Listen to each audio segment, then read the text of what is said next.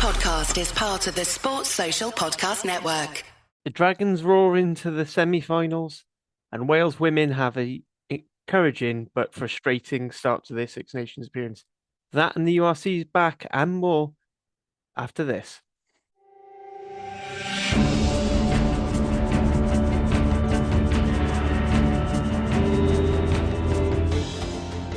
Hello and welcome back to the Welsh Rugby Regional Appreciation Podcast, or would somewhat in that order. As always, I'm Harley in the hot seat. Today I'm joined by Hattie and Dan, no Nick, as he decided he's too important for this now. He's just gone off on his travels once again.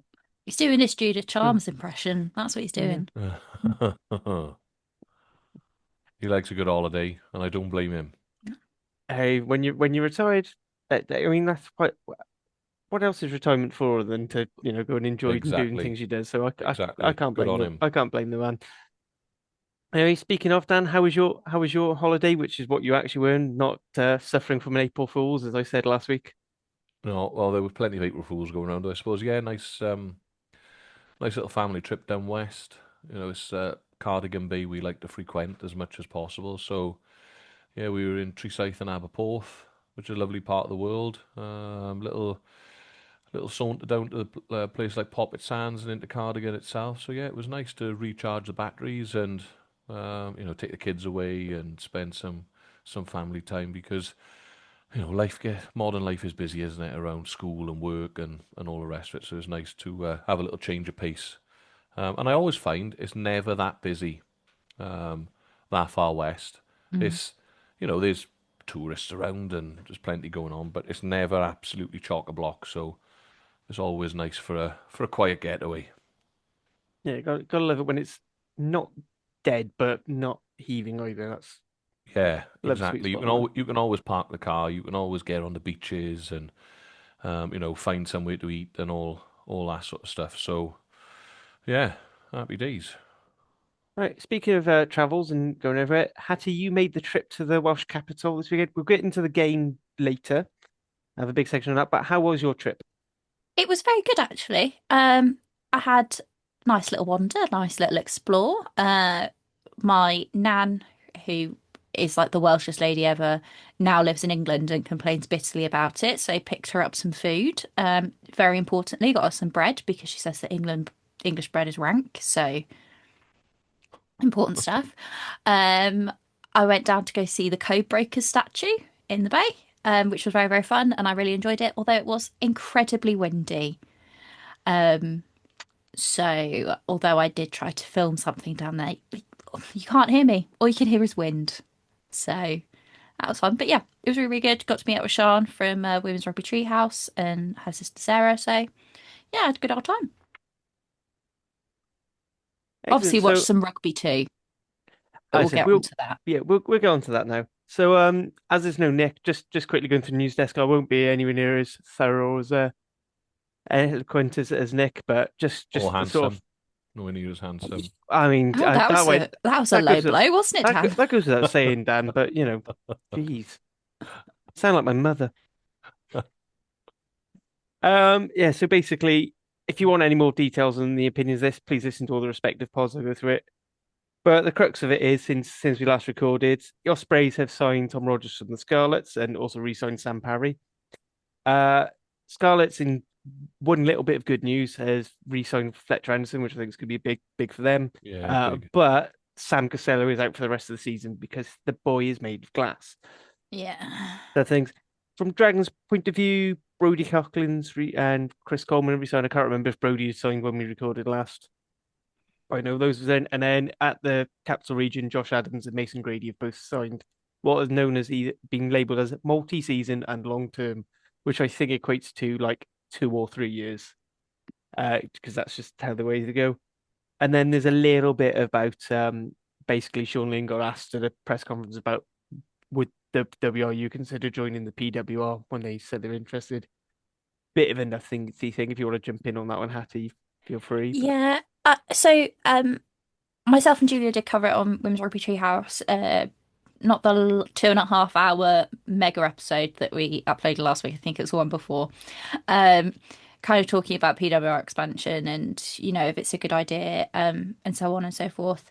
My position on it is build the Celtic Challenge. It's, the YouTube views are very, very similar to the PWR YouTube views. It's just the marketing behind it needs to grow. It's a very, very new league compared to the PWR, which is just the professionalization of a league that already, had existed for 20 odd years. So, um, joining that league, I don't think it's a good idea. Why would you join a league that you have no ownership in? That RFU owns the PWR. If the WRU entered a team, they wouldn't have any ownership in it. The overhead costs that the PWR are kind of demanding are massive in comparison to what the two Celtic Challenge teams currently pay. So I just think I don't see it happening myself. Or if we do, it will be a absolute. Actually, I can see it happening because the WRU always do the worst thing possible for women's rugby. So why not? But Hang on. Look, you don't need to add the word women's in that. that's true. That is true. Um, but yeah, I think it's a really bad idea, personally. I think we professionalize the two teams that we've got, move away from central contracts at the national team level, have Brithon and Gwalia have professional contracts, and bring the girls that we've got in the PWR home and develop that way. Is the short version of my thoughts.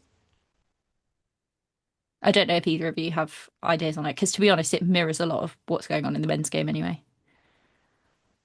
I just wonder whether there's, a greater commercial opportunity, utilising the PWR. But I suppose it would mean that, or if I were the union, I'd want to ensure that I was a stakeholder, a proper stakeholder somehow, and had some sort of ownership over shares or rights or however it would work, similar to the way that we work in the URC, I suppose, on the men's side of things. And if that was possible, then why not? But I don't think I think we'd be going a tad early if we were to put all our eggs into that basket, and especially with no ownership or control over anything that's being done, when effectively then we could just be cast aside at any point.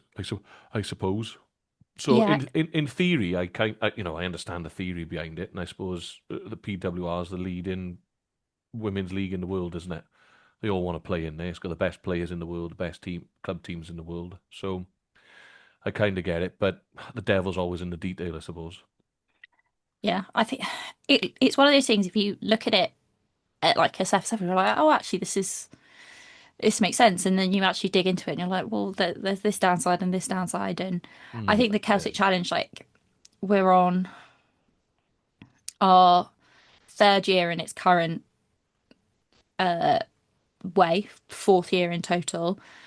Um, I think you just have to keep going with it and really develop it and really put money and energy into it. In comparison to jumping in the PWR, who have just been teams before because of various reasons. And it looks like Leicester Tigers are on the chopping block now. So who's to say that, we join the PWR, put loads and loads of money into it, the Celtic Challenge falls apart as a consequence, and then the PWR cut the Welsh team. So yeah. Yeah. Yeah, So yeah, let's bide our time a little bit. I would say, before we go doing anything silly. yeah. I think Dan said a lot of it. I mean, it's similar. Sorry to bring back with the men's game, but I feel like Welsh sides just joining the Prem isn't that simple a thing. It's not as simple as they'll say, all right, we finished this season, next season we start.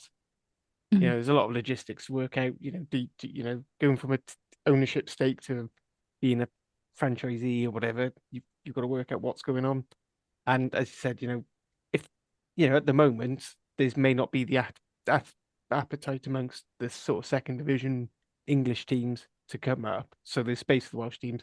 That's not to say in the future your Dyson won't say, "Oh, do you know what? If I'm investing in Bath, I want the women's team to be successful as well." And then And Chuck Merrin on, Doncaster go, follow Ealing's example and go, well, we're not getting anywhere with our men's team, but maybe if we stick the women's team in, which requires less money because it will, Yeah. because they're And I his and then like drop them out. with the PWR when they've put that thing out, they've said I can't remember if it's 1.1 million or 1.4 million pound investment for their women's team. To me, that's just aimed at Bath and Newcastle. Yeah, I feel like the way they want to restructure the Prem as well, I've got a feeling they're going to try and do a sort of a backhanded thing where they say you've got to have a women's team as well, so that they can have everything. So and then their big day out and stuff, they can have them as super double headers or whatever. Yeah. Which some of I know Quins do it quite often. The big games usually reciprocals, they usually have the men's and the women's. But I think the only other thing on the news that isn't really news. It's the EGM has happened as we record. Yeah, would Kicked have off at happened by 6. now. Or they're still going on, I suppose. I mean, they might have been deciding what is the appropriate biscuits to take to I feel start like the they're meeting. probably still arguing. It either happened very quickly or it would take like 5 hours because everyone's bickering. Yep. Anyway, so none of us had. I mean, Dan maybe could have gone depending on how they do things at Abertillery, but none of us have a thing. We don't know what's going on. I'm sure once Wales Airlines starts publishing everything that's leaked out of it, we'll have a bit more to say, but haven't got anything there. Does anyone want to say anything about the signings or any other bits of news they want to add? Oh, I think you summed it up nicely. Right, Yeah. then the only thing left is a bit of on-field rugby, which is Cardiff have won the league portion of the SRC. We pipping at Ebbw right at the end after Ebbw at one point, I think having like a 20-point lead, and I think a run of 9 or 10 consecutive wins helped Cardiff go from sort of middling to top. Don't really have much to say on that.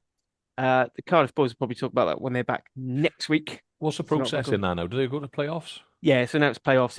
It's weird. It's a bit like the Super Rugby playoffs a while back, where almost like I think because everyone plays a playoff, so I think 10th plays 6th or something like that, and Well, 8th, basically 9th, until you 10th. find out who finished top and who finished bottom.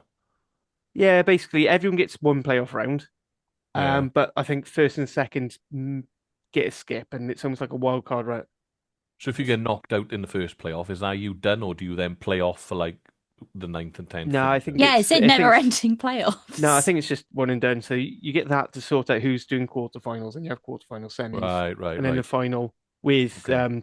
seeding be similar to the URC. Then the highest seed has home Right. advantage. I thought it was working in a similar fashion to like the 20s World Cup system where Yeah, you 20s and play like off. sevens where you have like seeding playoffs, and then you have like your, Yeah, and your then you play semis and for quarters. Yeah, no, I don't think it's that. 9v10, 8v7, etc. Yeah. No, I No, think it the idea was makes just to even give less everyone. sense than that. Yeah, well, It's really wishy-washy. Tune into the SLC pod on this channel.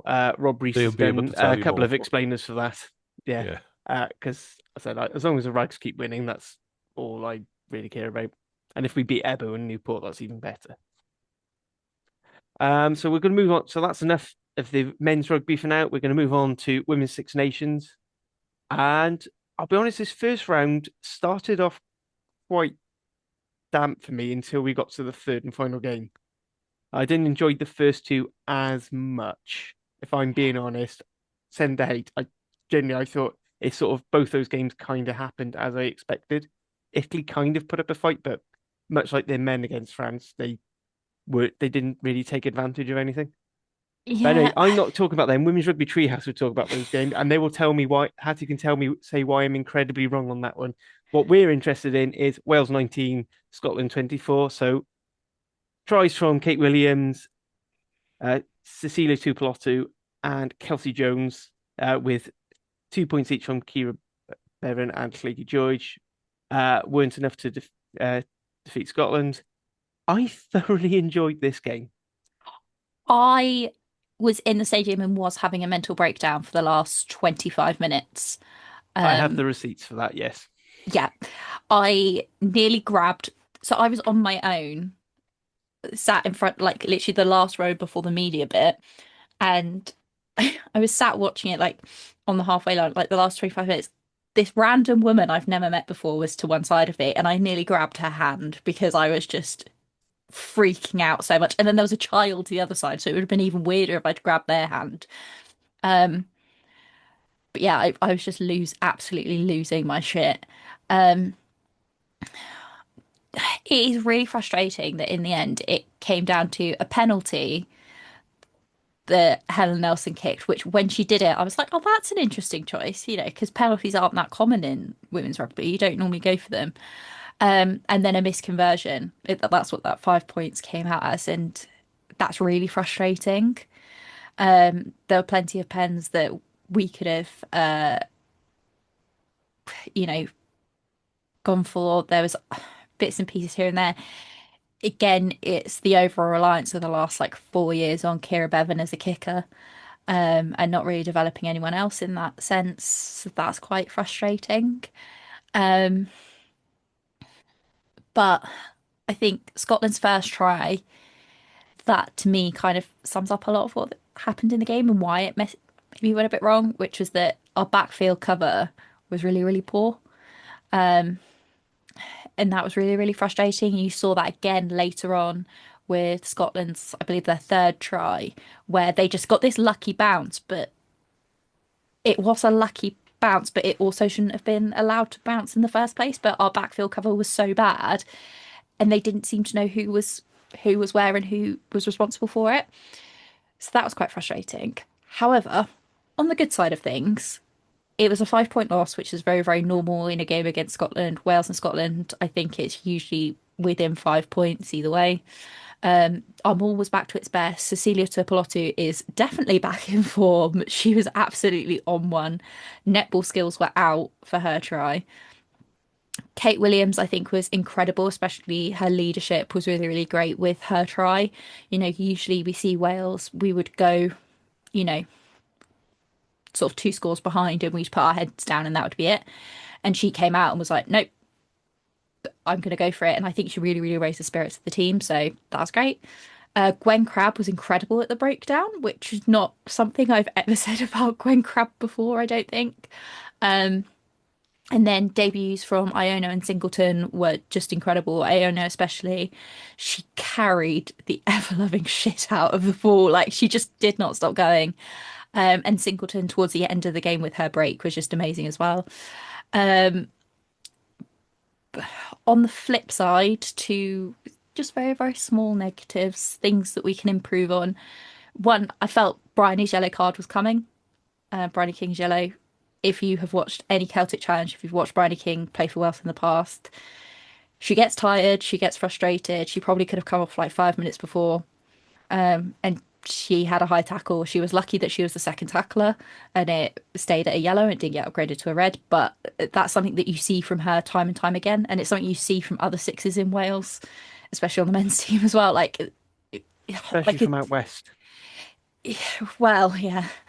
Um, but the thing was, I was watching it and I was like, "Oh, Bryony's getting tired. She's gonna do something stupid in a minute," and then she did. Um, our other problem is something that we had last year as well, which I'm hoping will improve. I felt that with our defensive lineouts, Gwen Crabb was quite slow to get off the floor, and so she was taking every single defensive line out, but she just didn't get up off the floor very quickly. So like, she would jump, but like she just didn't really go anywhere.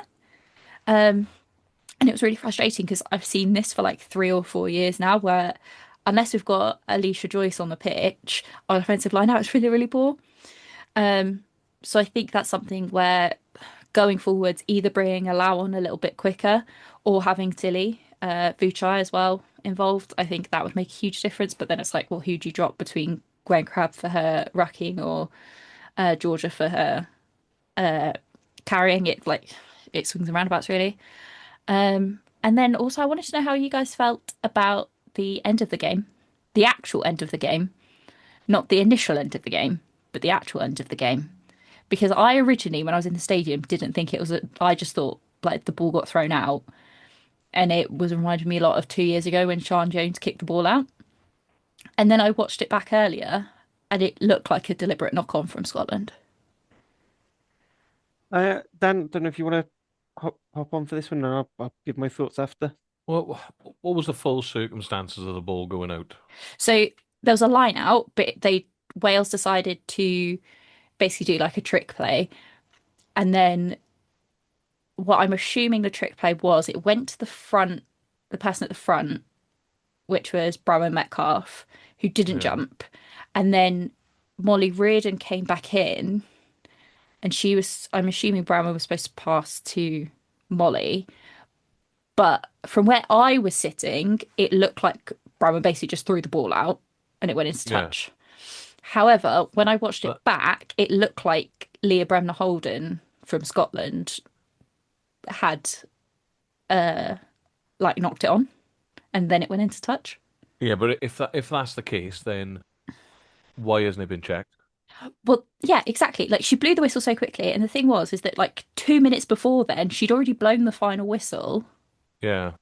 and said that the game was over, and then the TMO piped up and said, no, no, no, there was a high tackle. You've got to restart the game with a penalty. Yeah. That I vaguely remember what you're on about now because f look, if it's just you can't just chuck the ball into touch. If it's chucked into touch, it's a penalty anyway, isn't it? Right. So if the ball's been passed into touch accidentally, then it's just a line out to the oppo, or in this case, it would be the end of the game. But if it's been touched in flight, um, then there's sanctions to be had off the back of that. Yeah. But minimum would be a knock-on reset to Wales. I feel like So it should have been checked because it I, wasn't. I, She just blew. I think it definitely should have been checked. But the thing is it was one of those ones where the tackler comes with their arms out wide, Yeah, and but they some shouldn't refs, be in that. They some shouldn't be in that position, should they? yeah, and a lot of refs will just say, it's just in the tackle. In which case, it's knock on and the clock's in the red, so they don't bother. But one, it should have been checked. Two, Scottish player clearly knows what they're doing. But for me, I think the damage was done before then. Yeah, We like had it a shouldn't cup, have been to 85 minutes that we went for that try. Yeah. Yeah. so there's a couple of points. So the amount of time we spent just in our own half, not going into it. Actually, I think I might. I'm going to show you the graph now. Bear with me. I don't normally do the whole screen share thing, but I shall Do it. Go do my on. best to not be a grandpa about this. Right. Don't know if you can all see that. Yeah. Yes. Right. So this is the territory of the game. So it's either in Scotland's 22 or in our sort of 22 to 10 to the halfway. It's a bit weird. But then when you look at the possession, it's basically all in our half, whereas, Scotland's at least trying to push towards us. Mm. And it's like thing. Because when you look at the game, right, so possession a little bit more to us. Scrums, line out wins. That our scrum was slightly worse there. Although I'm very dubious about some of those scrum decisions, but I Yeah, won't go on to I'm that. completely ignoring those scrum statistics because I have never seen a ref completely murder a scrum more than that. That was bloody awful. And I am blaming the ref for that one because that was pretty dog shit. But No yeah, But offense, Ella. you can't afford to overplay like that. yeah. You can't No. afford to overplay in those areas of those areas of the field. And if you're gonna go about overplaying, then you run the risk of conceding penalties, conceding turnovers, errors, knock-on resets, etc. Running your pack into the floor, and ultimately then it tells. And I would probably suggest the fact that Wales were in the lead and then relinquished that may well be a result of the fact that they've overplayed in the middle third of the field. Yeah, and I think as well, Scotland, Helen Nelson had an absolutely incredible day when it came to her kicking game. Um, Especially off the yes, tee, which is unusual. yeah, it is for her. I say that as a Loughborough fan. Like we had more kicks in play, but their kicking meters were absolutely destroyed us. And I think Helen Nelson just pinned us back. You're Um, stealing my. oh, It's gonna sorry. stick. Well, you're stealing my stolen stats off you. Um, but we were just so pinned back, and it happened like 3, 4 times where we were just pinned back in our own 22 by a good Helen Nelson kick. And again, it was our back three and Lakey George as well, just not really having the organisation back there. And it's something that will grow. Like, obviously, Sarah Singleton is still very, very young. It was her first cap. Um, Kaylee Powell hasn't played a lot recently. She's come off the bench a few times. She's moved a lot between 10 and 15. I don't think she had her best game. Apart from like the last 5 minutes where she like last 5-10 minutes where she really woke up and was just this incredible running fullback. But yeah, it was just a bit pants. Yeah, I mean, going to put some numbers on the thing with the kicking. So You're welcome. that's right, yeah. So Hannah Nelson with 2 fewer kicks. So Clakey with 23, now Nelly with 21. She kicked 100 more meters. And Scotland's kicks on average were 9 meters longer. And it's not like we were kicking to compete. Yeah, I So, think it's like, you accept a shorter distance if it's a kick to compete game, but we were trying to kick for territory. Some of that was, some pressured kicks again because our positioning was poor in the backfield. We need a proper it's the same thing I was arguing with during the men's Six Nations thing. I've been saying with Cardiff at times. We need a proper defensively solid fullback, someone who knows where to be. and I think like with Lakey George, the weird thing about her kicking game on Saturday was that we know Lakey George can kick. We know that she's got the length, so why was she not? And I think that came down to confidence.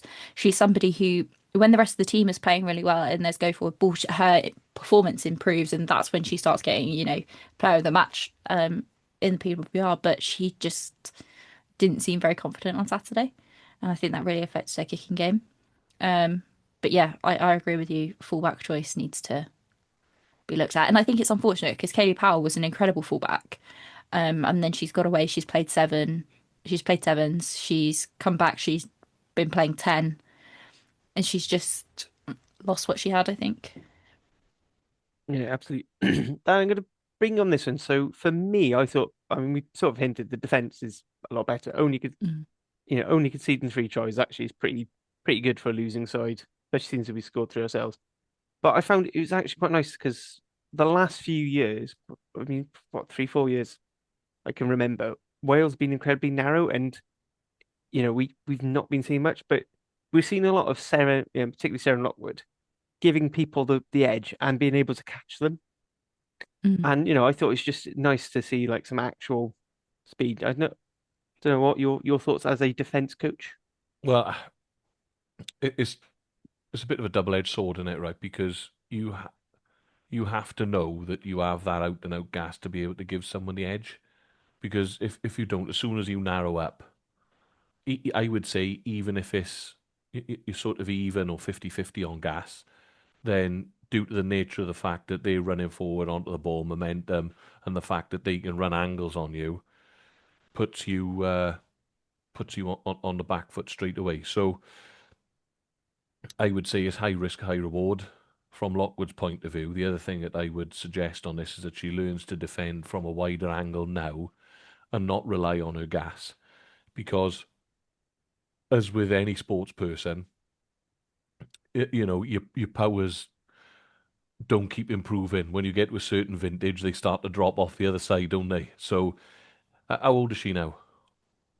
What, Lockwood? Both Serens are like 20, I think. So she's got a fair few years left of being able to get away with that, then I would suggest. But you see where I'm getting at by the time she gets to sort of 27, 28. Or conversely, should she have God forbid, and I'm touching wood here, have a bad injury in the next sort of 12, 18 months, it's going to take that yard of pace off her, and she's not going to be able to get away with it. So my opinion would be that it's going to be system first, then personnel later. She's getting away with it at the moment. I would suggest, I haven't had a look at the defence, and I can see that they're trying to defend with width. I would have thought when she got into work today, she may have had a bit of a bollock in here or there because it does, stuff your system up a little bit, doesn't it? If one person's defending on the inside shoulder rather than on the outside shoulder. So let's let's see how and whether they can fix that for next week. Because for me, it's a ticking time bomb waiting to go wrong. In my opinion, because when do we play England? Week 3. Do you get away with that against Kilden? No, There I you go. And it's asked and answered then, really, isn't it? I suppose because It depends yeah, if it's the Kilden we know or the Kilden who was playing against Ireland.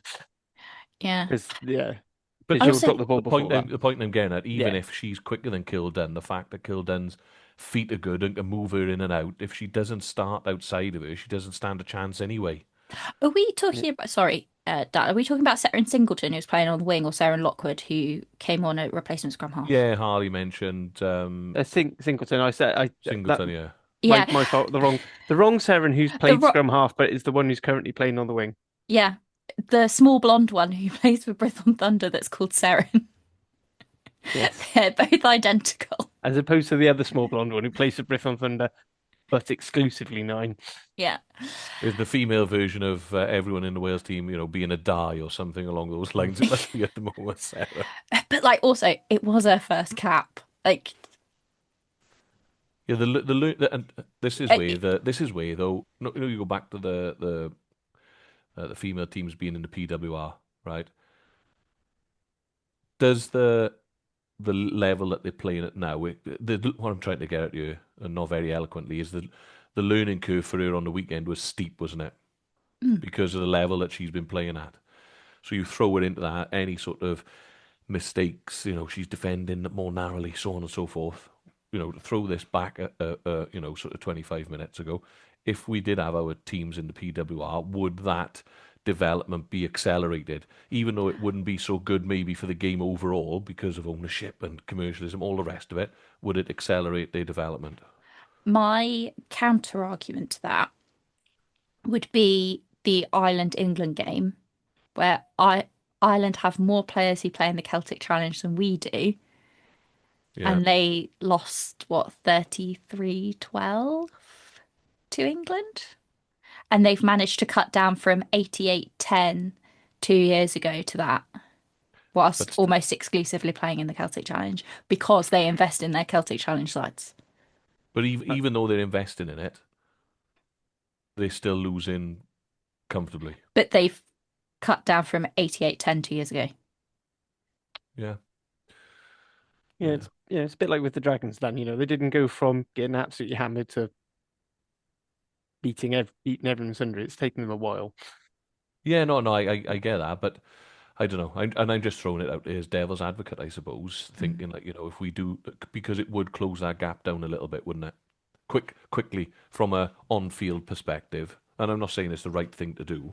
Mm. I just think from an on-field perspective, if you're defending the likes of Kildare every week in the league, then you're learning quickly. But this is where I suppose that the decisions made got to benefit the women's game in Wales first and foremost, above all else. So I'd say for me, it's not so much necessarily the answer where is it's not. I mean, going back to this argument that you've had before and going on thing, it's almost not important whether or not it's Celtic Challenge or PWR. It's what they do the rest of the season Yeah. because Celtic Challenge is relatively short. PWR is a bit longer, but still, fairly short. The problem is the Irish girls, once they've done before they do the Celtic Challenge, they've got an Pro series. The Yeah. ones who don't make the Celtic Challenge squad are then playing AIL. And Yeah, and it's I think as well, like when we're looking at the PWR, we're looking at probably only having one team.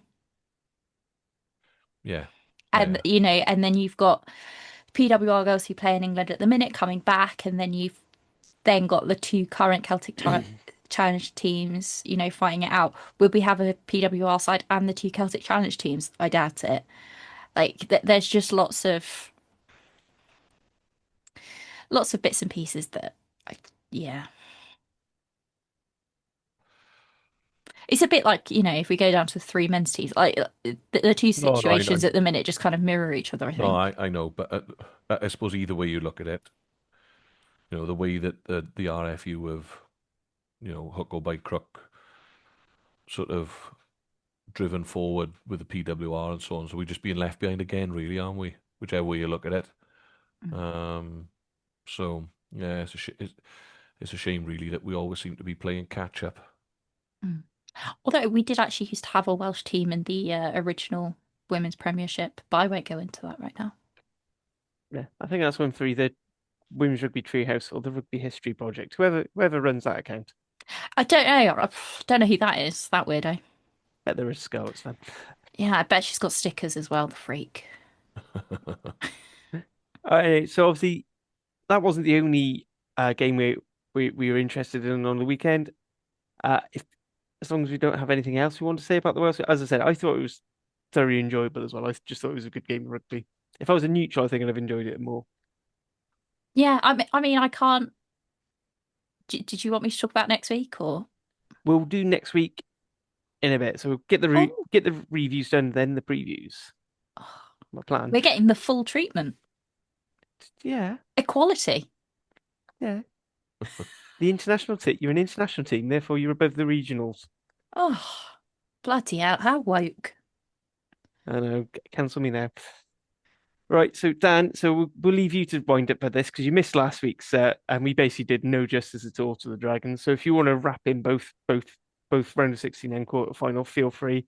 But Dragons, in what I thought was actually quite comfortable, regardless of what the scoreline looked like, win over Zebra Parma out in Parma.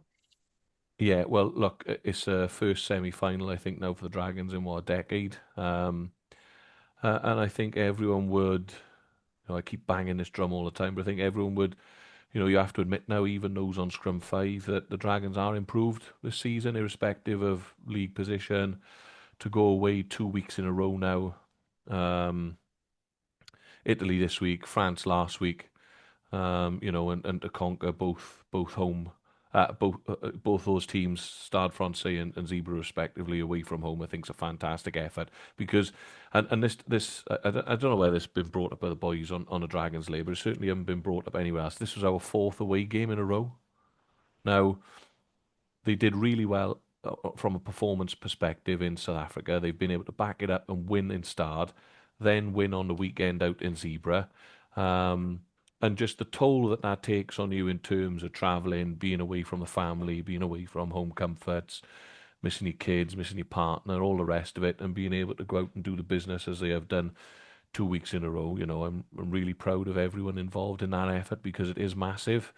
The small mountain to climb of Montpellier away in the semi-final. But what have the Dragons got to lose? Absolutely nothing, because no one would have expected us to be where we are now.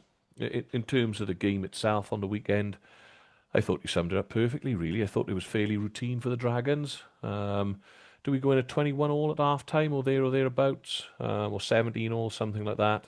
But the fact we had two yellow cards in the first half and played, it was probably was it about 5 minutes with 13 men?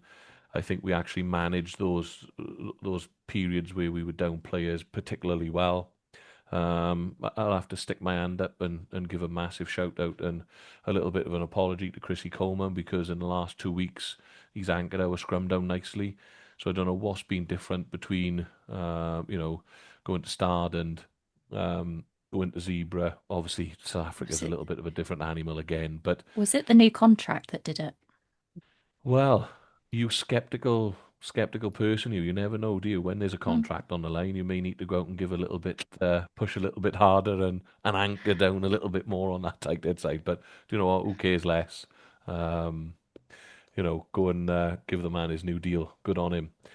I thought Woodman was workmanlike again in the second row. He going about his business nicely for such a young man in his early 20s. Can play 4 and 6. I think he's got a bright future in the game. Future Welsh international for me is Ryan Woodman. Ben Carter, superb. Harrison Keddy, probably rightly named man of the match. Fantastic performance from him. Thomas Young was good at 7. Thought he linked play well. All right, he passed the ball well into touch that once after Rio's break. But I thought again he's the type of guy you want. Old school number 7 for me, Thomas. He makes his tackles. He's a nuisance at the breakdown, but he also links play well. He's always there in support. It's also And rapid. yeah, he is. He is really, really quick for a back rower, and Wayno was his usual self. it's a good job that we've had Armstrong in and brought him in. He sped play up for us and conducted things nicely. To be I really like Tinas. He's brave. There's a couple of times where he's crashing the ball up like a number 12 or back rower. Lacks a little bit of playmaking ability, I would say, and a little bit of finesse. He's a little bit rough around the edges, but I suppose when you've got Angus in at 15 who can step in as a second playmaker, they sort of they complement each other really well. I think Owen and Anisi have created a good centre partnership. Unfortunately, we didn't see much of an Iron Owen, did he? Because he was off after 27 minutes for a HIA. Took a Can I real, just real jump nasty in bump on jump in that. for Yeah, that of one? course you can. Because I would like to, I won't pretend I don't give referees shit when I'm annoyed at them, but Luke Pearce was at everything about that incident.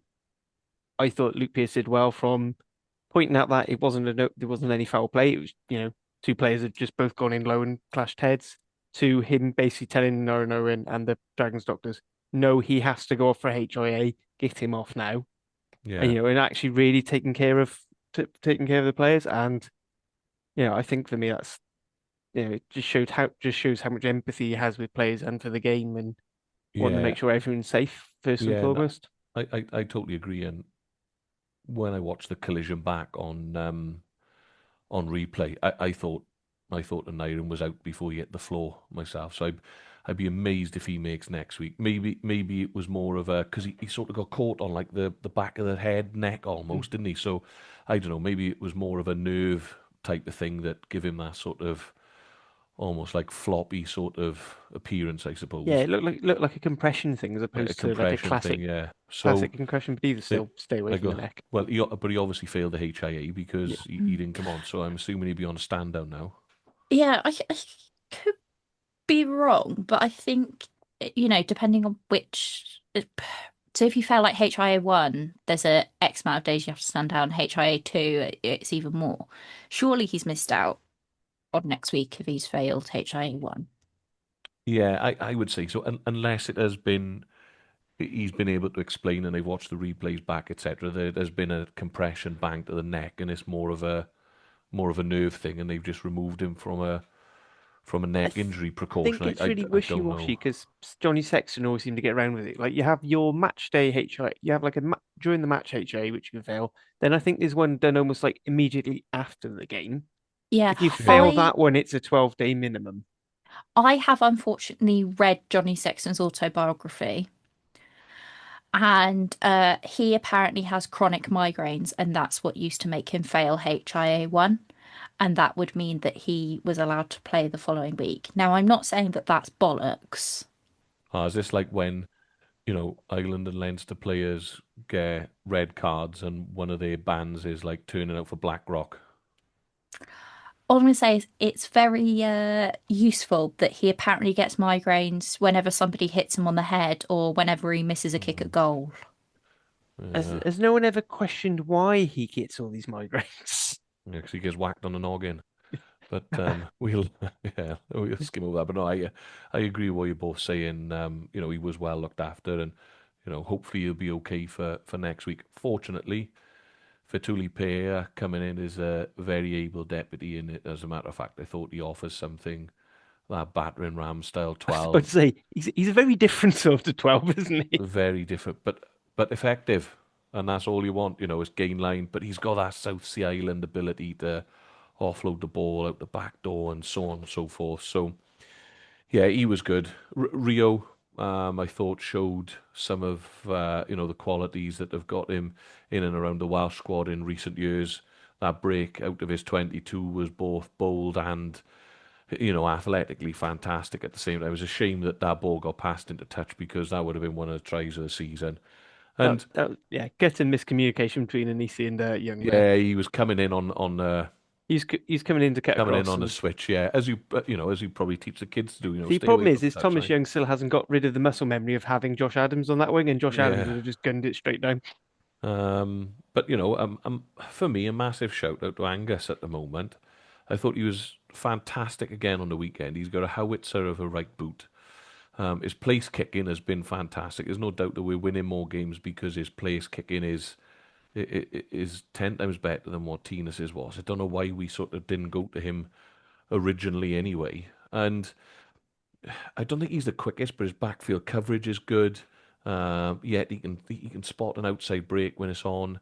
He can come in as a second receiver. He played well previously. For me, and I said this, when we were looking at selecting, he's the form fullback in Wales. I would say at the moment. I think that would be fair. And surely they have to. He can't be doing any more than what he's doing now to have a look in for the summer squad. Um, in my opinion, he kicks goals, he kicks long, backfield position is good, makes his tackles, can finish as well. He's got enough pace to finish when you need him to, and yeah, good on him. A massive shout out to the skipper. I thought he was fantastic on the weekend. Um, I thought that the Dragons are in a position now where we're able to bring on Elliot D, 50 cap Welsh international, Wyn Jones, Welsh international, British Lion, Seb Davis, Welsh international, seasoned pro, Shane Lewis Hughes, seasoned pro, And you know, Welsh international, and actually. Welsh international, yeah. Paella, international and seasoned professional. All right, we due to injuries we've had Hugh Anderson, Morgan Lloyd, etc. in there, and Owain James who come on for a sort of ceremonial last 4 minutes, but we are quietly building a good squad. Rodrigo Martinez, fair play to him, gets through a mountain of work, especially in terms of his defence. Recent weeks, he's been high double figures every time he takes the field, and I can't speak highly enough of the transition really over the last sort of 8 months. I think it's been fantastic, and to back up, you know, this performance on there's been four away performances now, and they kind of improved week on week really. What was it, 35, 32? That flattered Zebra, um, two late tries that and the game, but the game was already done and dusted. So yeah, brilliant. They've earned everything. I just hope that we can go and back it up again next week when we play the Bulls at home, because it's more than the boys deserve. Did you like a nice stat that that stuck out to me? So it's one I like to point out all the time, but Go points on. per 22 entry. So can you guess that? So Dragons had 6 entries into 22, and that led to 4.8 points per entry. So that's almost a try every time they get in. That's Yeah, that's perfect. that is top end international level Yeah, efficiency. yeah. But I mean, Zebra on the other hand, 2 points from 2 points an entry on over 13 entries. It's just not comparable. Like when you But can be that more dominant than a team. yeah, and look, defensively as well. We 86% tackle completion on the weekend. 133 tackles made. We are much fair play to Dale McLeod. He's turned this defence around. It took him a few weeks to bed in, didn't it? But the defence has repeatedly got better and better and better week on week. And let's not forget, it's much more difficult to defend these days than it's ever been. The laws are set up to support attack in rugby. It's more difficult to slow the ball down at a ruck than ever. You can't jockey people in on the kick chase, etc. It's got to be a 50-50 competition. So, and that leads to transition attack and so on and so forth. So the work that he's done there, Matt O'Brien's come in for all sorts of stick in terms of his attack, but I wouldn't say they've. What's impressed me with the attack is that he stuck to his guns. I think that more so what's impressed me is that he's been flexible enough to change. They've been flexible enough to put Inisi in at 13 when he was playing originally out on the wing. They've improved their layered attack and altered a few things around that. So, yeah, good on them. I'm really pleased for them. They're putting Gwent Rugby back on the map. And, you know, I- can we do the business out in Montpellier in a couple of weeks' time? Well, why not? Why not, indeed? So, I don't know what you guys thought. Don't have any subject. Yeah, I have to be honest with you. I did kind of skip through the game and watch some highlights afterwards because I was busy. I do apologise, but I did really really like. Was it Enisi's try at the beginning of the game under the post, or was it Yeah. your other Tongan? Didn't Apologies. need it, I think. Yeah, I think it No, no, was no, it was, Enisi. yeah. Yeah, yeah, it Yeah, was. I thought that was a Yeah. lovely try. Um, And yeah, it's just great to see a Welsh team in the going on. It'd Y- be nice to see how they do at the weekend though against Montpellier. Well, not Yeah, this and weekend, but look, going forward. on that note, this is where it becomes tricky with our squad sizes, doesn't it? And we've spoke about this before because what do you do in terms of now we have actually got something to play for again in sort of what are we sort of 3 weeks away? Is it 3rd of Mm. May? I think we play. So Yeah, three something four like that. weeks away, something along those lines. Um, do you rotate because we're not going to make the playoffs, are we? So, but then I would like to finish above Zebra and stuff like that in the league, and and ultimately finish above the Scarlets, I suppose, to improve our positioning on the Welsh for the Welsh Shield. Like so, but I don't think it's possible to fight on those two fronts to the same level of quality without running people into the floor like we have done with Rob Hunt. Mm. So that's the challenge for next season, isn't it? For the Dragons, being able to sort of keep everything that we've got now, or 95% of it, and add to it again. Finding someone to fill in for Aaron Wainwright's going to be near impossible. So in my opinion, you have to. I don't think it's doable. So you have to go out and get something, different that fits in with your strategy moving forward, I suppose. But yeah, I think there's a couple of those lads that have earned a bit of a rest, and so we may see a few changes against the Bulls. Yeah, we'll go into that in a bit, but before we go into any of the previews for the weekend coming up, if you've been enjoying this pod, please do like and share with your friends. Leave a comment. The pithier the better, because Lee loves responding to pithy comments. If you want something a little bit more focused on the region you support, then we have our regional pods. As also mentioned, we've got the Super Rugby Cymru pod, which will go into detail of the levels below the URC. We have a Welsh language podcast. If you want to brush up on your Welsh, or you just prefer listening in Welsh, that's perfectly fine. Also, over on our sister channel, the Global Game Line, we have Women's Rugby Treehouse, which is in full swing with Hattie. She was a bit like she's been a bit like a glitter as this weekend. I can confirm she beat out Mr. Sand. That is Hugh Griffin on a The number of amount of podcasts pods I was on, number of yeah. podcasts you were on last week. So there's Winch Rugby Treehouse. We've got the Interpro show, the Bit of an Animal for Irish and South African representation. Mall Street Journal's back now. We've got Pack 4 and MLR in full swing. Shout out from Lee. If anyone's interested in getting together to do either an provincial Irish show, so similar to our regional podcast, or Premiership rugby, he's looking at getting them set up ready for the next season. Although personally, I feel like you could just sum up the Prem with, it was just serious and Gloucester lost. And that your Prem season's done. That's all you have to do.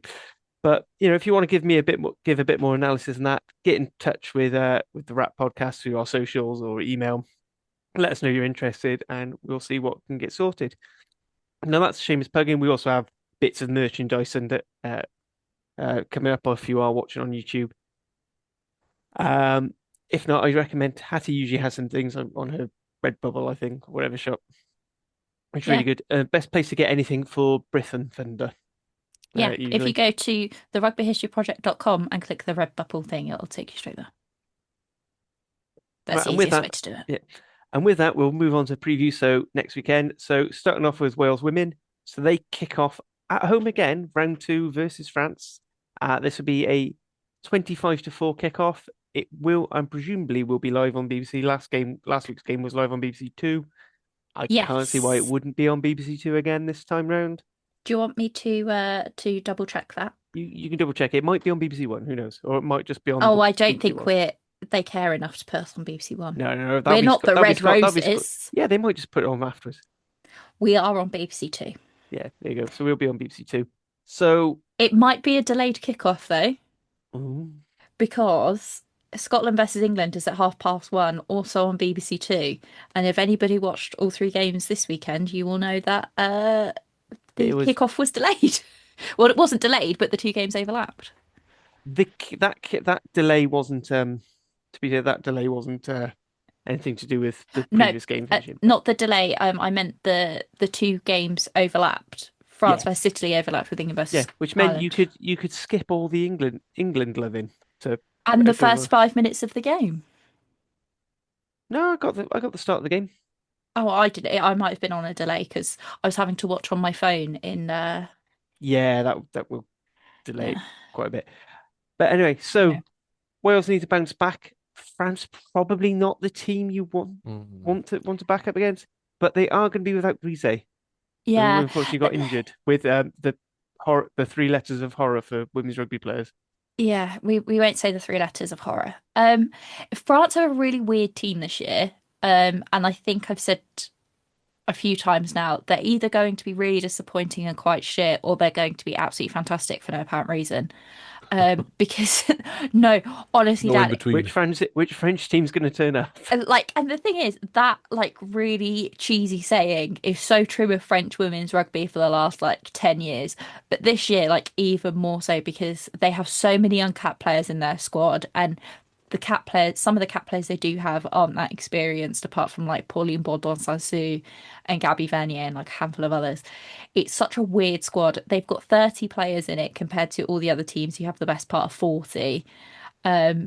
It's bizarre. They've lost outside centre slash winger to an ACL injury, and they've called in somebody who's been playing number 8 for the last 3 years, but used to play Wow. centre as a replacement. They played a second rower at 7. It opens up like it's the most bizarre. I don't know what they're doing. They, yeah, it's just weird.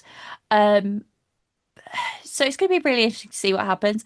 They played really, really well against Italy, which was surprising. I wasn't expecting them to. I said I wouldn't be surprised if Italy actually won that game because the French team is so bizarre.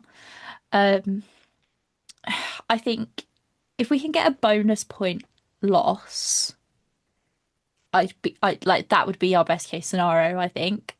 Bonus point, how? So I think it's more likely we score 4 tries.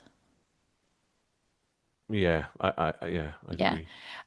So if I look through the scores for the last few years, um, 33-5 to France in 2022, 39-14 in 2023, which that year we actually got really, really close to beating them. Like France just pulled away in the last like 10 minutes.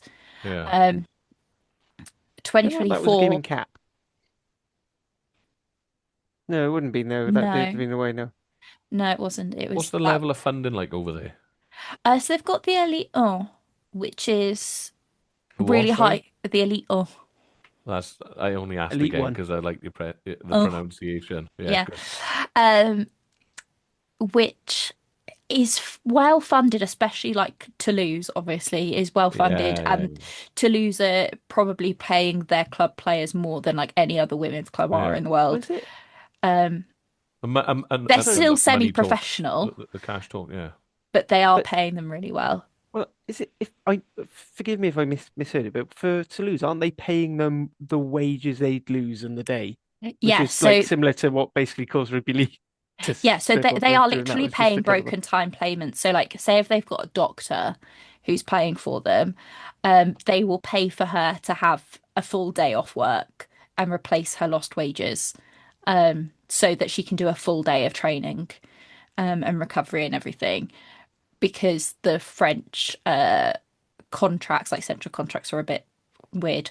They've got quite a lot of Canadian players playing in that league, a lot of Italian players, Spanish players, a couple of Americans, so and a couple of Scottish players as well, actually. So it is a popular league to play in. It has absolute dog shit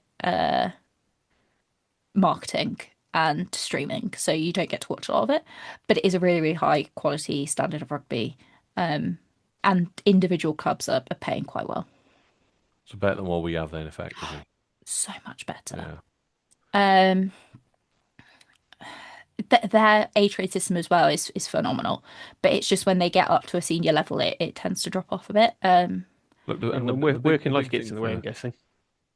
yeah, the Yeah, big thing for me, I think, on that is if you are, um, you know, you play for Toulouse, and you've got the same access to all the facilities that everyone else does, and that takes your game to the next. That takes everything to the next level, irrespective of pay, doesn't it? Because you can get fed, you can get water, you get treatment, you get looked after, you work on your, your close skills, your S&C stuff, all of those things gets looked after. And I Um, know Pauline and Antoine are very good friends. oh, Mm. any other, just friends? Well, considering she's got a wife Oh Who's yeah, her just coach? friends then. who is her coach, and also used to play nine so they used to compete against each other for the nine shirt for France, Uh, and then they got married. And they have a wee baby, don't they? But they do have a wee baby now, yeah. I want to say Teddy, but I'm confusing that with another power rugby power couple, I think. Yeah, I don't think it is Teddy. It might be Teddy. I can't remember. Anyway, um,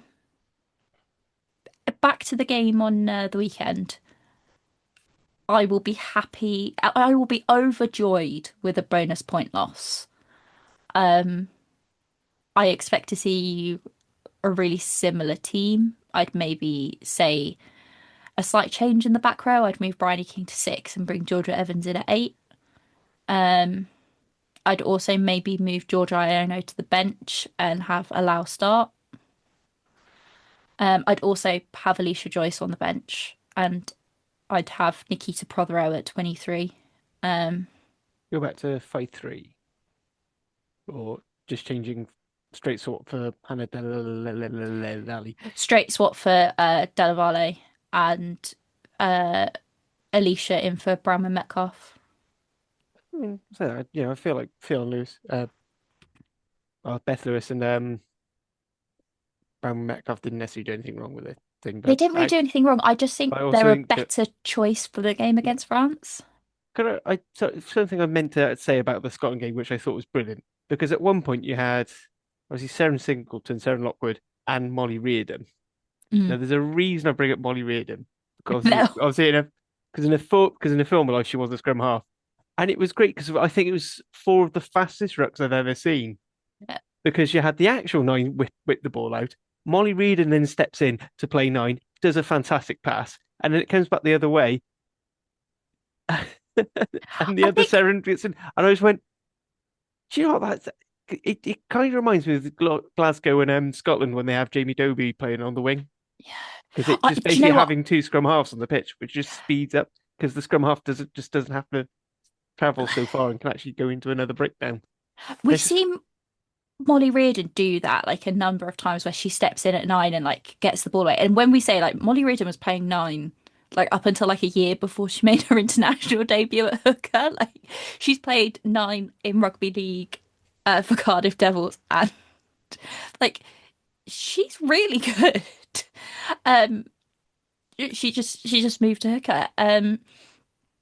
So I think potentially having 3 scrum halves on the pitch could be, all we make is scrum halves and flankers. So why not capitalize on that? yeah. Where's it being played? Cap. It's Cap this week. Mm. So hopefully they will actually be playing the game after the Wales game because that's on BBC iPlayer. And this weekend they told me that they don't have iPlayer. There's a difference as well there, and what's tricky here is the moving between surfaces as well. Because, and I know it'll probably be the same for both teams, but was playing on grass the one week and then on the a 4G surface the next week. It is a different. The surface reacts differently, so your backfield coverage needs to be different. You don't want to let a ball bounce because the bounce is different on it, and so on and so forth. The speed, yeah, you do Cap especially has a lot of dead spots, which I don't know if you ever notice when you watch games at Cap. Sometimes the ball will just die. die, yeah, and Yeah. it's different to turf as well in that. Because generally your footing's better, you can always get quicker ruck speed and so on and so forth because there's not people slipping about and, it's not muddy or any of those sorts of things. So, yeah, it does. I know they would have been training on there and stuff like that, and some people would be thinking, oh, it's only a playing surface, but we haven't made it easier for ourselves by doing that. I wouldn't have said. No, and I think as well, like Cap is quite a lot of the girls have said like Cap's Wales women's home. Like that's where they feel the most comfortable playing. I think it's the best atmosphere for them. We can easily sell out Cap. Um, and I think a lot of them are really, really used to that playing surface. It's where Wales women's games have primarily been paid for the last God knows how long. I think it And makes sense to me. I think as you told me, basically Brython Thunder playing at Cargy Park was the only actual turf ground in the Celtic Challenge. Mm. Everyone else Yeah, has so there was played on 4G. one game played on turf in Ireland, but that was it. And I think that was the Clovers versus Wolfhounds. But that was just a one-off game. But Parky Cartlets is the only turf pitch. Like there are very, very few games on turf in women's rugby. The vast majority is on synthetic pitches. So I think it is more comfortable for most of them. Fair enough. Mm. Also, I'd like to say I don't know what the atmosphere was like in the Scotland game, but they said it was about 10,000, Yeah, it was which really, and the way they laid it out was really weird. So like you had both, so the lower like bowl, if you will, was yeah. open apart from one end. But then the second tier was open, but only one bit. So like why wasn't that tier down at the end? The only thing I can think of is just the way the cameras are placed, that they point up towards that one section, but they go down to that bowl. That's the only reason I can think of doing it But because it when just made it really weird. yeah, I Mm. mean, I can't remember if you remember when me and Sean were talking about the first game, the women's woman took Yeah, and the it Italy was game. empty. Yeah, and it just it felt weird. And I was just there thinking, 10,000 people at Cap would be bouncing. And the I thing know is, they're trying to grow the game and make a thing, but I feel like if you're not going to sell the I thing, th you need to be at a point where you can't buy a ticket for Cap. For yeah, me, it and was the too thing is, much. like, I do think when we play England, it does need to be in a bigger stadium because they've sold out Cap like 3 years ago now, 3, 4 years ago. Um, so I do understand why that game last year was moved to the Principality. That was like what 24,000, something like that. Um, no offense to Scotland, they don't have the same draw, they don't have the same pull. Um, Yeah. Scotland have got their own big game in Murrayfield, and then they've got one in Ireland. Like, Well, has Scotland been involved? Is Scotland involved in all three major stadiums? yeah, apart from Yeah. Twickenham. Yeah. But yeah, I don't know. I just it was an all right atmosphere, but it just kept dropping. But then I do think whenever you've got an atmosphere which has a number of children in it, it can die a lot quicker than if the crowd is mostly adults. Because I think like kids, like adults are like, oh, we'll make our own noise, we'll support. But I think because kids may, especially younger kids, may not necessarily understand what's going on the pitch, they'll react when like the whoever's doing like the speakers will say like make some noise, then they'll make noise, but they're not going to organically make noise, if that as much noise, if that makes any sense, Yeah. in like an organized sports Yeah. Yeah. fashion. Get it. Uh, so Dan, from coaching point of view, what would you like to see from, say, going back to the game from this Wales France game? Taking the score out, what would you say if you were coaching these women? What would you like to say is this is a clear improvement on last week? Um, I think I double down on what Hattie said, to be honest. If we can go out and get ourselves a bonus point of some description, then because you've got to take each game week on week, right? Scotland was a much more level playing field, so arguably you can go out there with the tactics of playing, you know, quote unquote normal rugby because you stand as much chance as they do really of winning the game. Does anyone really expect Wales to beat France on the weekend? Maybe not. Um, so therefore, how much more impressive would it be if we could improve our attack so much to score 4 tries against France? or 5 tries against France, because I think the reality is to keep them, um, to have a losing bonus point mean that we've got to be harder to score against, and I don't think that that's necessarily achievable this week. However, scoring 4 tries maybe. Yeah. I will just say for reference, France normally put 40 on us, between 33 and 42 over the last 4 years. The most we've ever scored against them is 14. Last year we scored 12.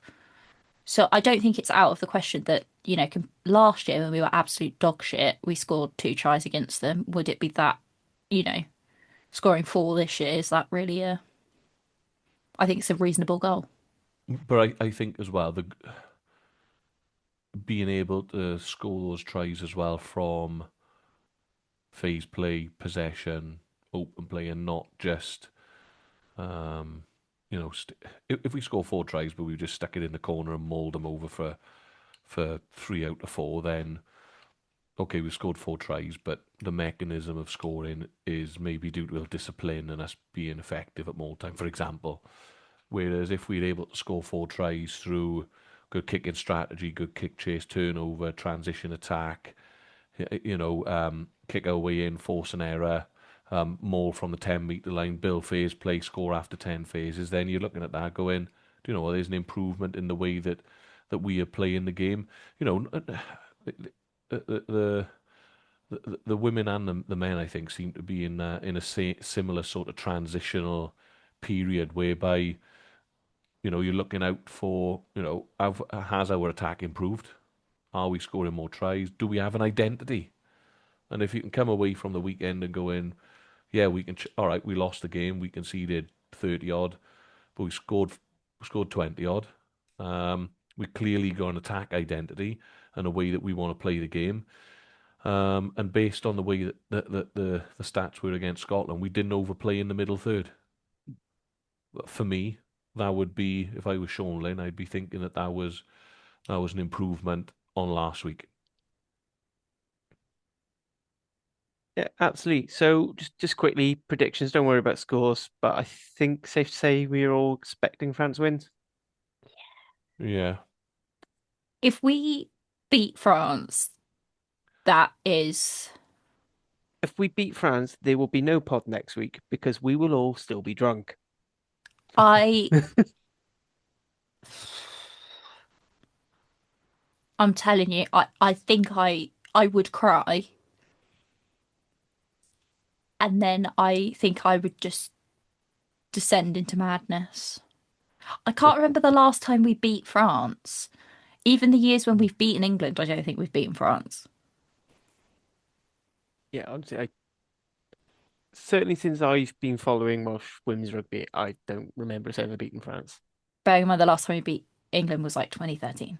So Yeah, And they are coming off last weekend. They comprehensively beat Italy as well, didn't they? 40 something 7, was it? Or 47. 47. mm.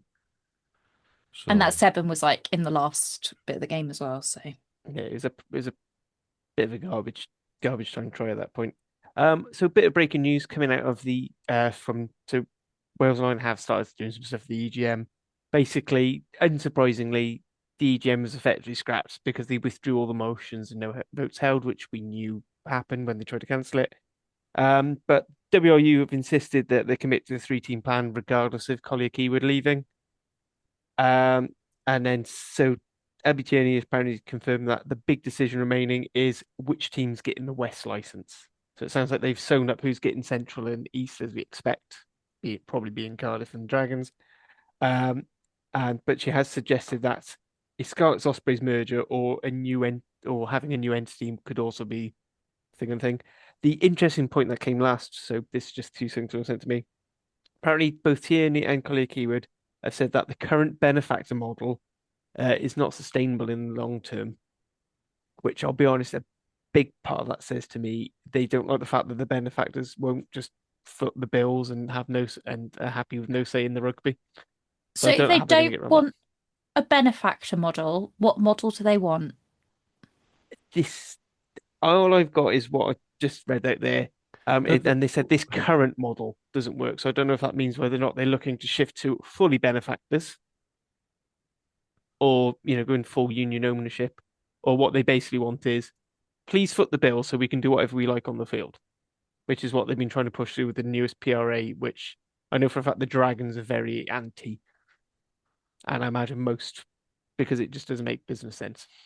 No, and the benefactor thing, right, is rugby is historically relied on benefactor input, right? Whatever league you go into, basically France's the entire top 14 are bankrolled by benefactors.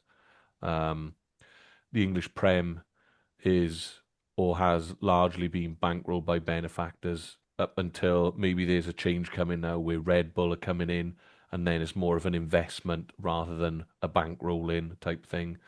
Dyson is now officially a 50% share owner in Bath. That's not Dyson the brand, that's Dyson the That's Dyson the man. individual, yeah. Yeah, so that's still a That's still a benefactor, yes, as Yeah. far as I yeah, can say. yeah, still a benefactor. But the same thing applies all the way throughout the world of rugby. Is that when these individuals decide to pull their cash out, whatever level of rugby you play at, there's only one way you go in, and that's down. I mean, it's basically what happened with Cardiff when, I mean, even if the benefactor themselves don't pull out, if the children don't want anything. So obviously what Hmm. happened with Pete Thomas and his kids not being interested in losing any more wealth. I heard from someone who formerly played at Ealing that Mr. Ealing's kids aren't interested Yeah, in so that keeping. would So as go. soon as he goes, if he doesn't sell it on beforehand, they're just getting shot of it. Happened at Worcester. Yeah, Worcester was sort of this same issue, and then you get the bastard sharks coming in. Yeah, and Not as in then like the Hollywood bets or sale sharks. I mean, just yeah, capital investment. Exeter, the guy at Exeter's, He's looking to offload as well because again, he's looking to he's basically offload. said now I'm not able to use business income to offset it. It's eating his personal wealth, and his kids have said we want something when you die. Yeah, absolutely. And So this is where it's a world rugby issue. This is effectively individual unions here are firefighting with forks, aren't they? This surely world rugby needs to come in and try to straighten this up. But I don't know. This is a conversation for another pod, I suppose. I think a conversation for another pod, preferably with less tired and, Yeah, and Grumpy simple heads like people. myself. Yeah. yeah. Anyway, But it is interesting. Maybe we'll have dive more into it next week. But when we've had a little bit more fallout from the EGM. But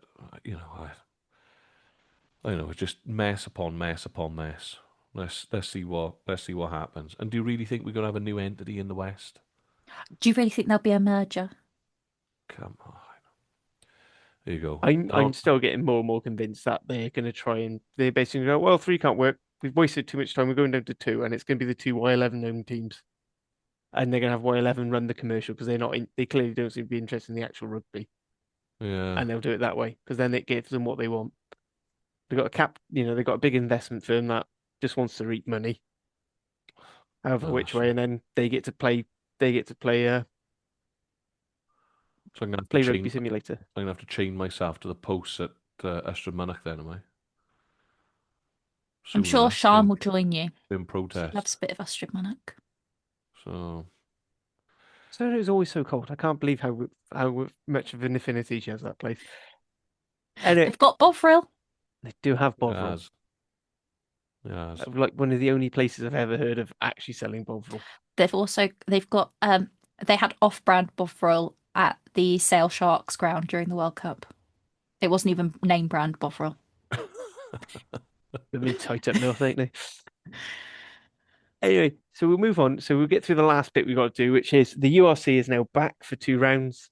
Uh, so we're gonna start off. We're gonna do this in chronological order. So Friday night on S4C. Yeah, they've won 2 knockout games. Now they're getting the primetime slots. Dragons are hosting the balls of them their Vodcom. Uh, yeah, so as we mentioned, a couple of big decisions for Fila here. yeah. A couple of massive decisions, I would say, in terms of rotation.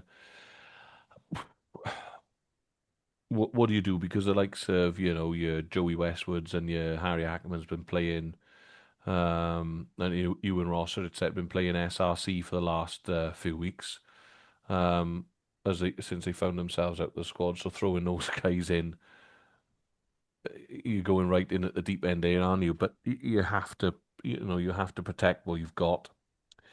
Um, I'd be interested to see how Dylan Lewis is getting on in terms of his recovery. Are we gonna, might be an opportunity for him to have a bit of an out in this week to look after Chrissy Coleman a little bit as well, give him a bit of rotation. With it being a South Africa team, the one place I don't think we can rotate too much is in the front row. Um, at hooker we're pretty stacked anyway, but I think you got to keep Rodrigo in there and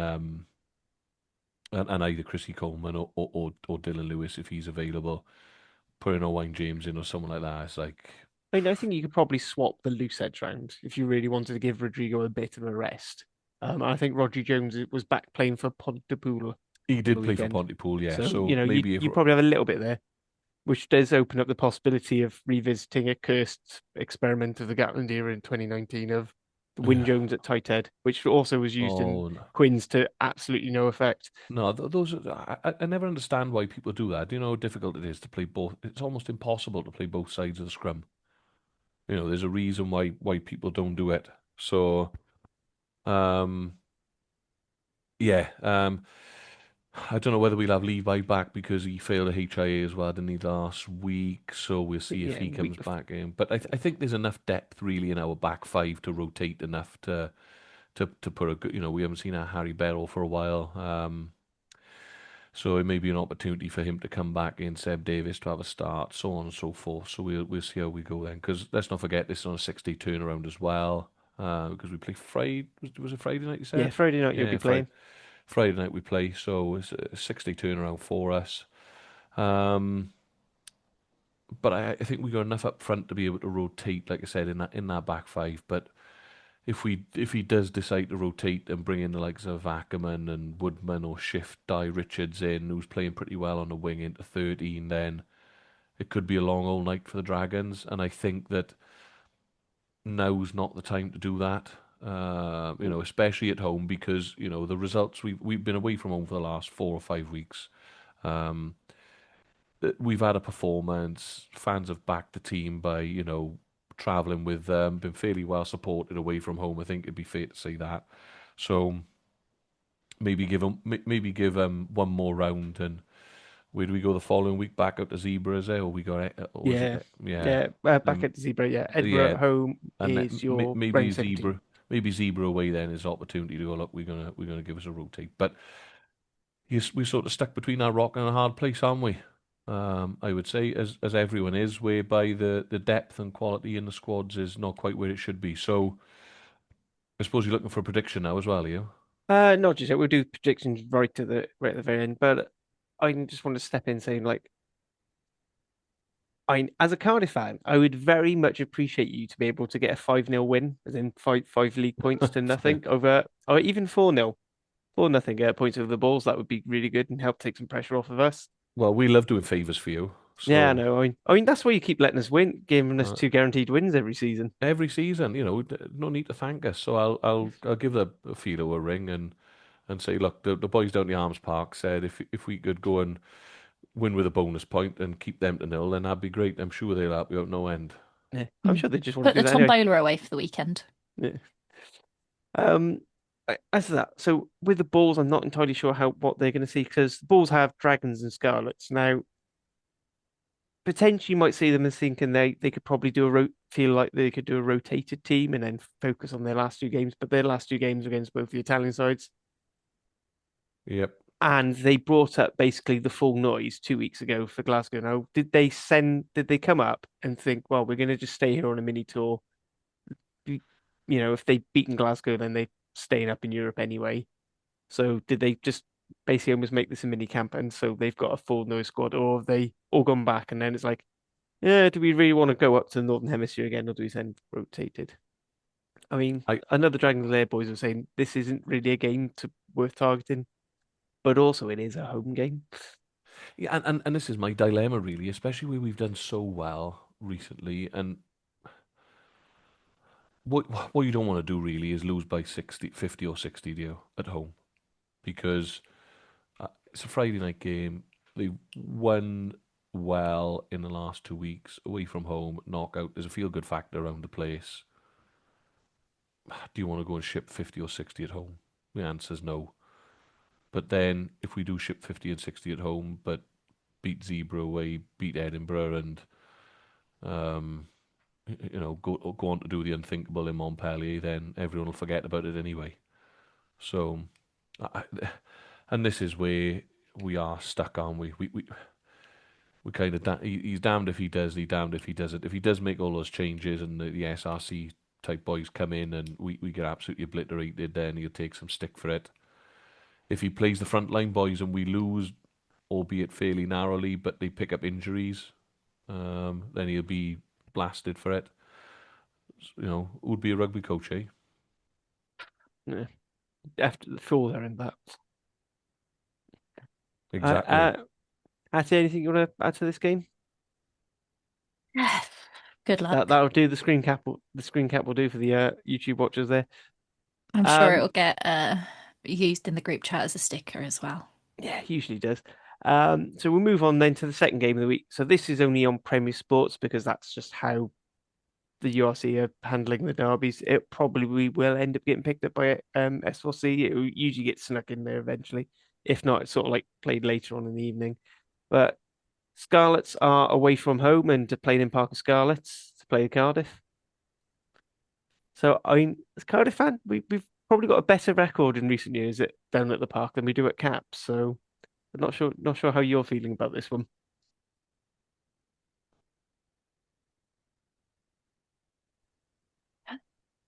Costello's. Oh, Your sound completely went then. oh, sorry.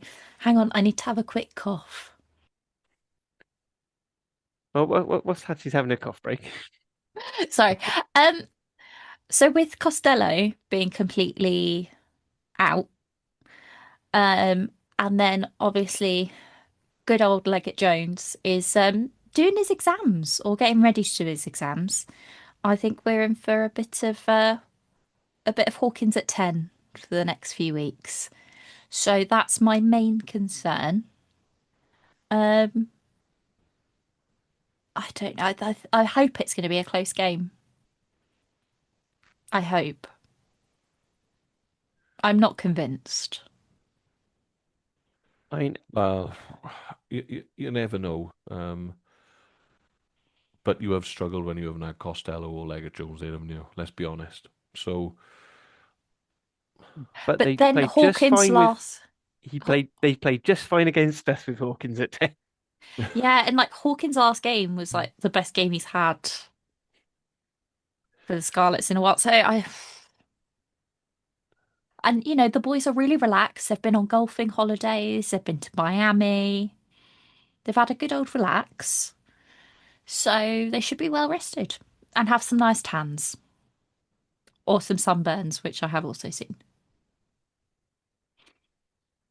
well, look, with someone who's got absolutely no skin in this game, I think this is where actually Cardiff could do a reciprocal favour because, beating Scarlets with a bonus point, 5 points, and the Scarlets getting nothing out of it would do us wonders, wouldn't it, in the league table as well? Yeah, I mean, yeah, get you out of bottom two, and I'm more than happy. We'd be more than happy to do that. Yeah, so there you go. Surely, do But we I not think want? that means that Scarlets need to do us all a favour and leave Gareth Davis at home, because otherwise that isn't happening. So let's make that deal now. Are Should you Cardiff sure not stick? your two teams don't want to merge? Because there's a lot of jiggery Colluding. pokery going on Look, here. those sorts of things don't happen in the East.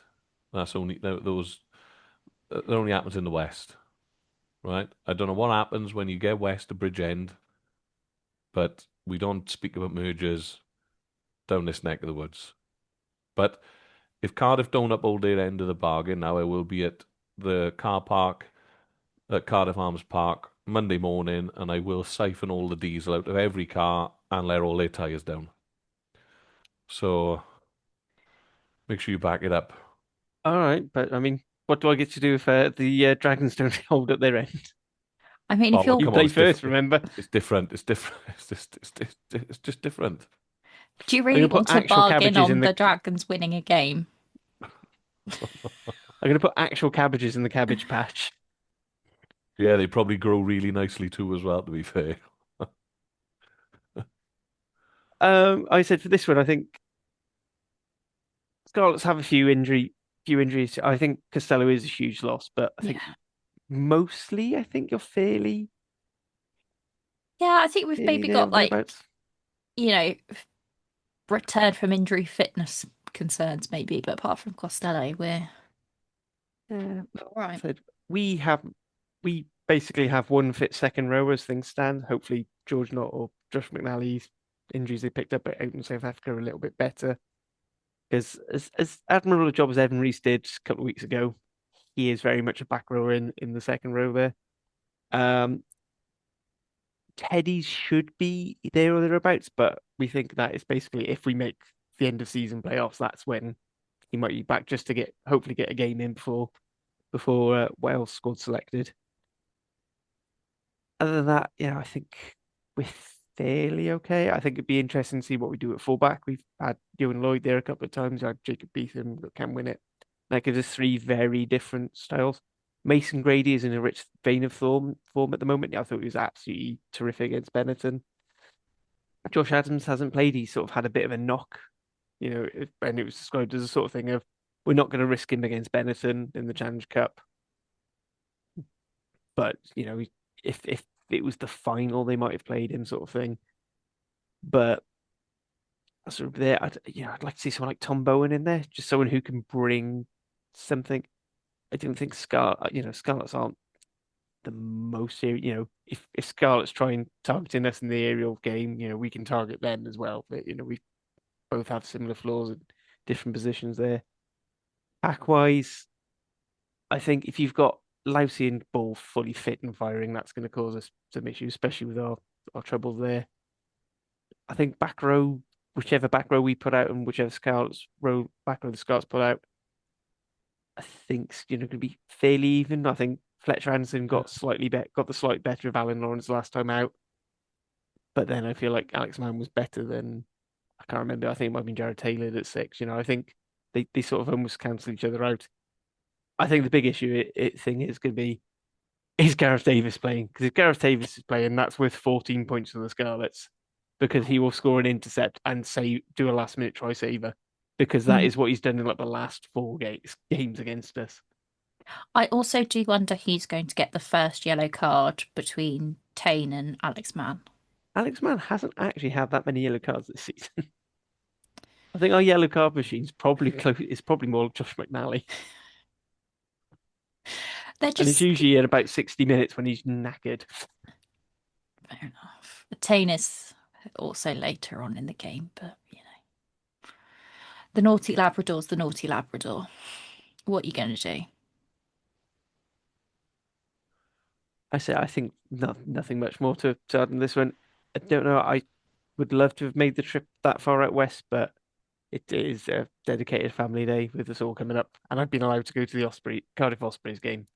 So I'm not pushing my luck with two derbies. Anyway, speaking of the Ospreys, that pushes us onto Osprey Sharks. So no, no Ospreys voice on this. So please check out the Erie. I'm sure they'll be previewing this game. But Sharks again, very similar to the Bulls. They've had a pretty solid. They sent up a pretty solid team to play Connacht a couple of weeks ago. Is it a question of did they bother sending the good players home when they lost, or have they kept them just to go through this mini tour? Again, because I said they like the Bulls, they finish on Benetton and Zebra for the last two rounds, so it's probably two games where they feel they don't need full whack there. Ospreys, as far as I'm aware, not too many injury woes. Jack Morgan's back and picking up exactly where he left off. You got huge amount of talent. Second rows for second row depth, I could only dream of. Should be fairly close. I haven't done a Dan and looked ahead at the weather, but I think if it's even slightly wet down in the Brewery Field, Ospreys will probably be quite comfortable, even with the how good the Sharks scrum is. I have to be honest, if the Sharks have got like a good squad, like they've kept the good players, it is going to be absolutely mad to see the likes of like Oxenche, Sia Khaleesi, Etzebeth, etc. at the Brewery Field. At the Electric Boogaloo Brewery. Like Yeah, that's just the weirdest thing. well, that's the beauty of rugby. You know, It's like, oh yeah, you've won a World Cup. But can you Can can you you do it? can yeah, you do it at the Brewery Field? yeah. On the plus side, it's been mostly dry, so the turf might actually hold together. You say that. I was in Wales for 3 days and it rained every single day. Yeah, that's a summer. And that said, that was nice. That was a little amount of rain, Hattie. I actually think that this is a really important game for the O's because should they lose, and especially should they not pick up any sort of points, and the Sharks pick up a BP at the Electric Brewery Field, then it sort of makes them, 8 points ahead in the league table, and I think that's more difficult to pick up. You know, in terms of playoff places, you can't start to pick those teams off if you let them get too far ahead. So how many games do we play regular season? It's 18. we've got 18. So Eight, so you the go, Ospreys are on 30, 30. and you're looking at 48 or 50 because Yeah. that's what it's been the last few seasons for top eight. But if So you they let mathematically still can, but I think if they don't yeah, get a full you five can see what pointer I'm saying here, though. If you let the Sharks uh, get away from you here, it gives the Sharks more impetus again, then doesn't it, to keep fighting for those playoff places, and it becomes even more difficult for the Ospreys. So for me, it's in football in terms, this would be a 6 pointer, I suppose, where it gives them an opportunity to go above the Sharks in terms of league tables and results going their way when the Dragons beat the Bulls on the weekend and keep them to 0 points. Then it would only put them 5 points off the Bulls then in eighth. So you're welcome, Ospreys. No problems. We got it. yeah, yeah. I said it's one of those ones. I think for the Ospreys, I think if they don't get a 5 point win, that's it. That is It's their done. playoffs done. I think Yeah, there's I no, agree. especially with their last game being away to Leinster, which is always going to be a tough ask.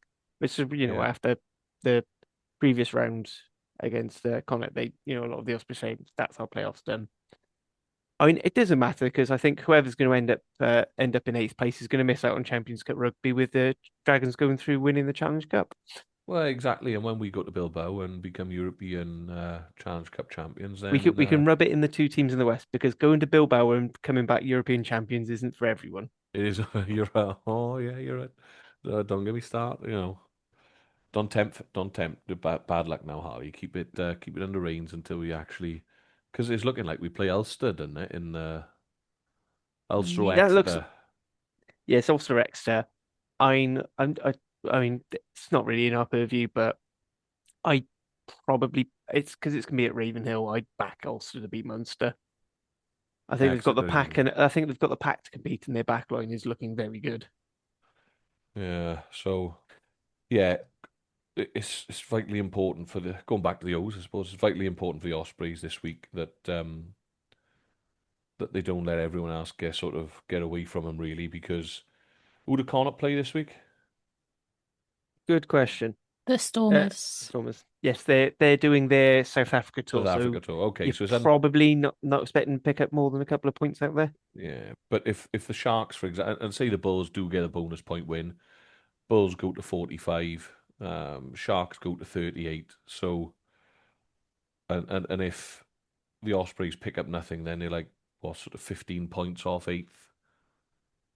No chance then, is there? I wouldn't say there's much of a chance. If they do it, then it's a fantastic effort. But it's a massive, massive fixture for them this weekend. So good luck to our friends down at the Brewery Field. Yeah, absolutely. Which brings us to the last thing we the last order of business, which is predictions. Dan, just because you had the last word then, do you fancy going through your predictions? So the order is Dragons Balls, which again is at 7:45 on Friday night on S4C and Premier Sports. Then you've got Scarlets versus Cardiff at 5:30, just on Premier Sports, and then Osprey Sharks has the usual Cardiff fixture of 7:45 on Saturday night. Yeah, so as I've already stated, it depends on selection really for the Dragons, but based on a rotation, and the fact that the Bulls are playoff hunting and the Dragons are not, and we're sort of European Cup hunting, then Bulls by 10, Cardiff by 7 down at Parker Scarlets, and you know what? I'm going to go for it. Ospreys by 3, bonus point win. Excellent stuff. Hattie, same order for you. Oh, I am gonna say the Bulls by 8. I'm gonna say Scarlets by 2. Back the boys. And I'm gonna say the Sharks by 3. So Nick sent his predictions in advance. So people are more than welcome. You two are more than welcome to call me out on this if it comes out across as wrong. But he's gone for Bulls by 7, Scarlets by 3, and Ospreys by 1. Personally, I think he didn't get a vote this week because he's not here. So No. You think it should just be all negatives, or I go minus 100 because he's. No, honestly, I Thing don't is, he think knows he from actually last year. needs anything. If he just missed a round, he'd still be in the lead. Yeah, just be confirmed. voided, match abandoned, and you can have a round off. It's his own fault. Right. So I'm going well against the trend here, purely because I'm playing if I've got any hope of beating Nick, I've got to basically I've got to go completely opposite of him. So I've gone for Dragons by 2. Oh, go on. I do, even before Nick sent his, I did have a feeling. I've just got a feeling that Dragons might win. I just got a feeling they'll go hard one more game and then maybe throw the Zebra game. Because I normally this would be the game they'd use to go top, but Zebra looks very unlikely to catch them now. They've got a chance of toppling the Scarlets, and I think beating Bulls but losing the Zebra wouldn't be the greatest vibes. But also, I think Dragons fans would forgive them knowing that they're going up against Montpellier. Yeah. Now I've gone Cardiff by 6. Just so Scarlets at least get something out of this. But I feel like it's going to be something that's going to have Lee pulling his hair out with Max Page scoring a hat trick right at the death. I love it when Max Page does well because reactions are great. And then I'm going to go with the Sharks by 7. Because as much as I'd love the Ospreys to beat the Sharks, I've just got a feeling that the Sharks will be quite happy swimming around the electric boogaloo. I just really want to see the World Cup winning Springboks play. Yeah. It'd be. I just want them to the Sharks social media to basically copy France's. Is it France men who complained about the changing room at Murrayfield? Yes. I just want to see their take on that. Bring DuPont and all that over to the basically class. Absolutely right. With that, I think all that's left to do is to say thank you, Hattie. Thank you, Dan, for joining me. Pleasure. Thank you, Nick, for sending the news over and his predictions, which made my life more easy than he had any right to. And thank you all the listeners for putting up with us once again. Nosta. Nosta.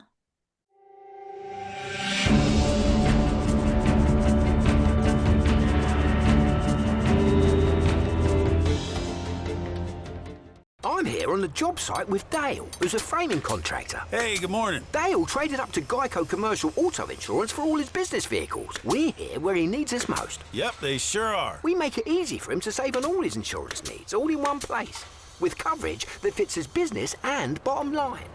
Oh, I shouldn't have looked down. It's all right. We're so far up here. Look at me. Take a deep breath. No, I'm good. So good. Get a commercial auto insurance quote today at geico.com and see how much you could save. It feels good to Geico.